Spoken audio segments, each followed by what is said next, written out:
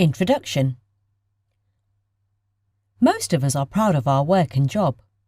We need to have a job to feed our families, pay the rent, keep the car repaired, and buy a few luxuries now and then. We become connected to people at work and often feel like the place is our second home. This shouldn't be surprising, as many of us spend a third or more of our lives in the office. Thus, the sudden loss of employment can be gut-wrenching, depressing, and depending on an individual's financial situation, a dire emergency situation. For those who live from paycheck to paycheck, the sudden loss of employment might mean losing their home or not eating. The process of terminating an employee is often not handled very well by managers. Frequently, there is little to no training in the process. Human resources departments tend to have the mindset of covering the company's butt and focus on documentation and procedure rather than human beings. Some companies are so unforgivably unprofessional that they send emails to employees for mass firings. They do this because it's simple, it's documented, and it avoids the unpleasant face-to-face conversation with the employee. It also removes the effect of people from the equation. Firing should never be simple, quick and painless. There is a person involved, the one being terminated, and managers must understand that what they do affects the life, future, and family of that person. Few managers look forward to terminating an employee. Some will go out of their way to get undesired members of their staff to leave on their own, rather than confront the termination decision.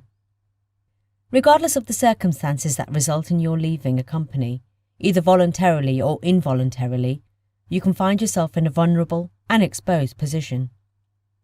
It's important you handle your termination interview correctly and leave on the best terms possible under the situation. This can be difficult because quite often this occurs out of the blue and can be a huge shock.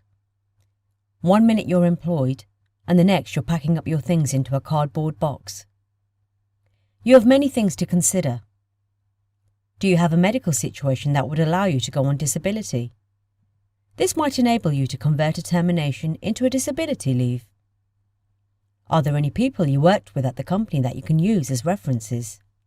Do you continue your health insurance under COBRA, or do you attempt to find your own? Is your resume up to date? Is your LinkedIn profile ready for prime time? Have you been networking, or are you starting from scratch? Do you have money available to you, either in savings, credit cards, or if all else fails, in your retirement fund? Is your situation dire in that you've been living from paycheck to paycheck?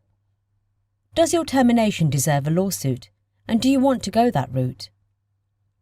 Should you cut back on your spending, and if so, what adjustments do you need to make to your lifestyle? If you're leaving on your free will, and you have time to plan, you can consider these questions in advance. On the other hand, if your leaving is sudden because of the termination of other circumstances, you may be forced to plan after the fact.